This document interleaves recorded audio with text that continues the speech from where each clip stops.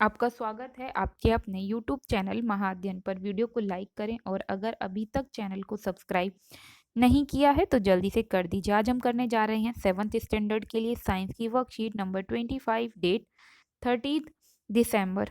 हम आज बात करेंगे एक खास चीज़ के बारे में या एक खास जीव के बारे में। और जो हम आज पढ़ने जा रहे हैं लिविंग बीइंग, जिसका नाम है अमीबा। तो इसका फीडिंग सिस्टम और डाइजेशन सिस्टम पढ़ेंगे। अब तक हमने देखा कि कैसे एनिमल्स डाइजेस्ट करते हैं, फीड करते हैं, वैसे कैसे ह्यूमन बीइंग्स फीड करते, फूड भी लेते हैं और साथ में डाइजेस्ट भी करते हैं। तो क्या इससे अलग तरीके भी हो सकते हैं फीड करने के या फूड लेने के और डाइजेस्ट करने के? तो इसका एक एग्जाम्पल है अमीबा। तो क्या होता है अमीबा के साथ या अमीबा में, इसके बारे में बात करते हैं। तो यहाँ कुछ डिटेल्स दी गई है, मैं आपको बता देती हूँ।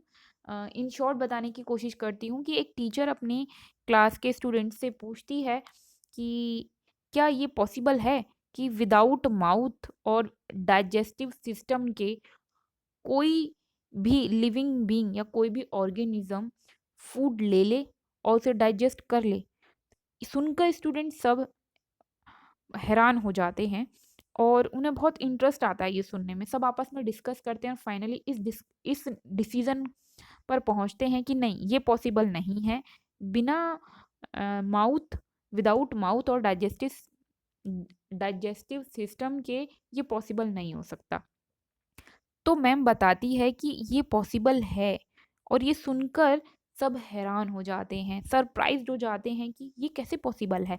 तब मैम उन्हें बताती हैं कि विदाउट माउथ और डाइजेस्टिव सिस्टम के ऐसा ऑर्गेनिज्म जो ये करता है उसका नाम है अमीबा। और अमीबा जो है वो हमें पॉन्ड्स में मिलता है। पॉन्ड्स मतलब तालाब, यानी कि पानी वाली जगहों पर मिलता है, यानी कि अमीबा पानी के अंदर होता है।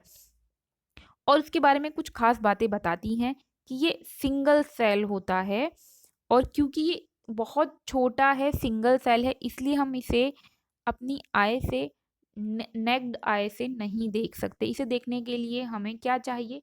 इसे देखने के लिए हमें सूक्ष्मदर्शी की ज़रूरत पड़ती है। साथ में इसके अंदर सेल मेम्ब्रेन होते हैं और वैक्यूल्स इन इट्स सिटोप्लाज्मा। तो ये सब क्या है? Cell membrane, cytoplasm, vacuoles. तो चलो आओ इसके बारे में भी बात कर लेते हैं। सबसे पहले जब हम बात कर रहे हैं इसके फीचर्स की और जो भी हमने यहाँ पर पढ़ा, ये क्या पढ़ा उसके बारे में, तो वो सब यहाँ दिया गया है, हम यहीं पर डिस्कस कर लेते हैं। सबसे पहले हम बात करें, ये सिंगल सेल है, ये तो हमने बात कर ही ली कि ये सिंगल सेल है। और सिंगल सेल है और हमने बात अभी भी की सिंगल सेल है, इसलिए हम इसे नेक्ड आई से नहीं देख सकते। तो फिर हम इसे कैसे देखेंगे? हम इसे देखते हैं माइक्रोस्कोप्स की मदद से, और माइक्रोस्कोप्स का नाम आपने पहले भी सुना होगा। अब हम बात कर रहे हैं इसके आगे कि इसके अंदर सेल मेम्ब्रेन है एंड वैक्यूल्स इन इट्स सिटोप्लाज्मा। तो सिटोप्लाज्मा क्या है? हमने कहा ये सिंगल सेल है। तो सिंगल सेल जो है वो बिल्कुल प्लाज्मा की तरह होता है, जैसे एक सिंगल प्लाज्मा है, झिल्ली टाइप, बिल्कुल बिल्कुल जाली जैसा। वो भी हमें माइक्रोस्कोप से देखने पर दिखाई देगा, जाली जैसा। और उसके अंदर वैक्यूल्स होते हैं। वैक्यूल्स क्या होते हैं? जैसे हमने देखा ना, पानी के बुलबुले, जिसे हम हिंदी में बोलते हैं बुलबुले जैसे, जो ऊपर से तो गोल गोल दिखाई देते हैं लेकिन उसके अंदर खाली होता है, उसके अंदर कुछ होता नहीं है। जैसे गुब्बारा ऊपर से तो उसके ऊपर हमें झिल्ली जैसी दिखाई देती है लेकिन उसके अंदर वो कुछ भी नहीं होता है, सिर्फ हवा होती है। तो पानी के बुलबुले आपने देखे ही होंगे, झाग भी देखा है, झाग के भी बुलबुले देखे हैं आपने, साबुन से भी बुलबुले बनाए होंगे। तो वही है वैक्यूल्स। तो इसके अंदर, झिल्ली के अंदर, ये बुलबुले भी हमें दिखाई देते हैं और साथ में इसके अंदर सेल मेम्ब्रेन भी होता है। सेल मेम्ब्रेन मतलब सेल के साथ लिक्विड भी होता है। अब बात कर रहे हैं कि ये डेंस है और राउंड न्यूक्लियस को लिए हुए है। तो ये न्यूक्लियस जब लिए हुए है तो वो राउंड भी है और साथ में वो डेंस भी है। मतलब इसके पूरे के अंदर जब हम बात कर रहे हैं कि ये बिल्कुल सिटोप्लाज्मा टाइप है, तो हमें याद रखना है सिटोप्लाज्मा तो है, लेकिन साथ में इसके पास डेंस राउंड न्यूक्लियस है। साथ में न्यूक्लियस के साथ-साथ हमें ये ध्यान रखना है कि इसमें वैक्यूल्स भी हैं। अब एक और ख़ास बात, इसकी शेप फिक्स नहीं है, ये अपनी शेप को चेंज करता रहता है। तो चलो इसकी पिक्चर देख लेते हैं, उसे देखकर आपको शायद बहुत सारी चीज़ों का अंदाज़ा हो जाए। तो ये जो जब हम पिक्चर देख रहे हैं, तो आपने ये देखा यहाँ पर इसकी शेप कुछ और है, यहाँ कुछ और, यहाँ कुछ और, यहाँ कुछ और। तो इसका मतलब ये लगातार अपनी शेप को चेंज करता रहता है और कर सकता है। अब हम बात करते हैं इन पिक्चर्स में ये कर क्या रहा है। तो ये बढ़ने से पहले मैं आपको एक बार न्यूक्लियस दिखा देती हूँ। ये जो है हमने बात की ना, डेंस न्यूक्लियस है इसके पास, तो ये रहा डेंस न्यूक्लियस। और बाकी हम देख रहे हैं इसके अंदर ये जो डॉट डॉट आपको दिखाई दे रहे हैं, आपको ये डॉट डॉट सभी पिक्चर्स के अंदर दिखाई दे रहे हैं। ये जो डॉट डॉट हैं, यही हैं वैक्यूल्स जिनकी अभी-अभी हमने बात की थी। अब बात करते हैं वैक्यूल्स किस काम आते हैं और क्या है ये सब। तो ये सब जानने के लिए हम क्या करने वाले हैं, फिलहाल ये जानने के लिए हम ये पढ़ने वाले हैं और पढ़ते-पढ़ते इस पूरे को डिस्कस करते चलेंगे। फीडिंग और डाइजेशन अमीबा में कैसे होता है। तो अमीबा अपनी शेप को चेंज करता रहता है और पोजीशन को भी वो चेंज कर सकता है। ये बात तो हमने अभी-अभी की ही थी। और इसके साथ ही ये करता कैसे है? वो करता ये है कि pushing out finger like projections called pseudopodia. अब ये स्यूडोपोडिया क्या है? एक तरीके से जब हमने यहाँ पर पढ़ा लाइक प्रोजेक्शन कॉल्ड स्यूडोपोडिया, तो ये क्या है? ये फॉल्स फीट है, मतलब नकली के पैर। मतलब असली में तो इसके हाथ पैर हमें दिखाई देते नहीं है, जैसे ह्यूमंस में या आपको एनिमल्स में दिखाई देते हैं। तो ये कुछ एक्टिविटी के लिए फीट की तरह निकालता है अपने शरीर के हिस्से को, और यानी कि अपनी झिल्ली को, जिसके बारे में अभी हमने कहा कि अ, ये जो है सिटोप्लाज्मा है। सिटोप्लाज्मा को शेप देता है फीट वाली, और उससे ये कैप्चर करता है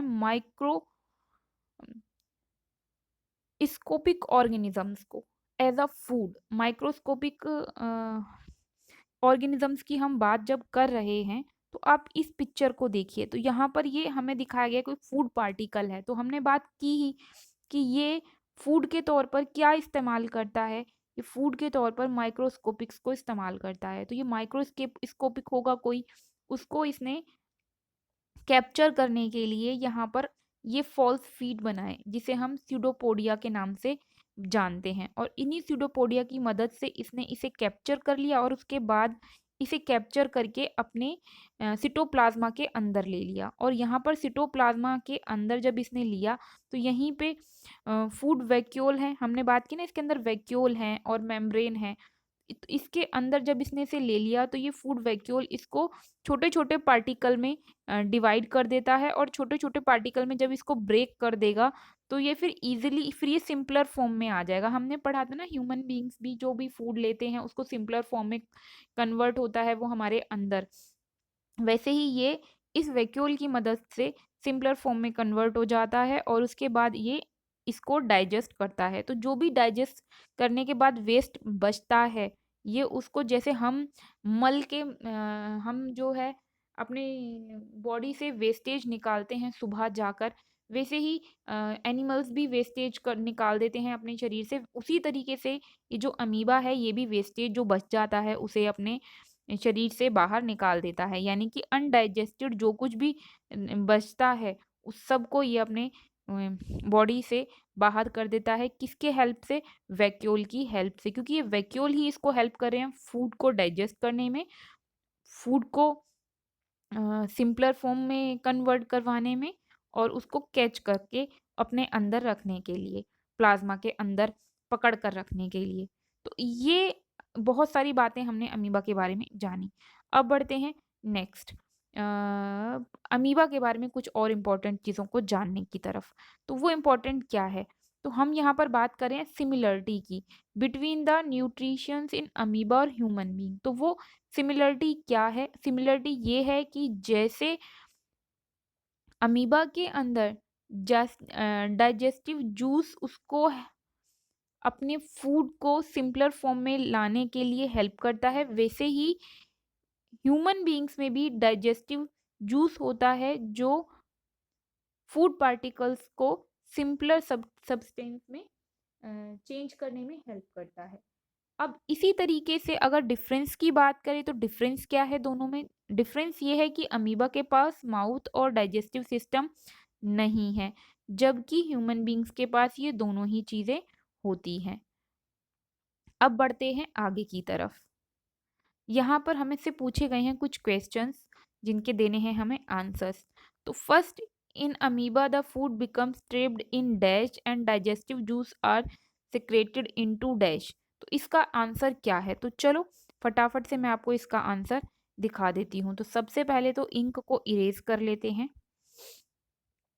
तो अभी अभी हमने क्या पढ़ा? इन अमीबा, ये यहाँ पर जब हम देखेंगे इसका आंसर ये रहा, digestive juice secreted into the food vacuole. और जो दूसरा आंसर है the become trapped, the food becomes trapped in a food vacuole. तो दोनों के ही अंदर क्या आएगा? दोनों ही डैशेज में फूड वैक्यूल आएगा। तो आप फर्स्ट डैश में और सेकंड डैश में दोनों में ही क्या भरेंगे? फूड वैक्यूल भर देंगे। तो ये हो गया फर्स्ट का आंसर। तो आप फिलिंग द ब्लैंक को कर लीजिए, मैं इसको इरेज कर देती हूँ।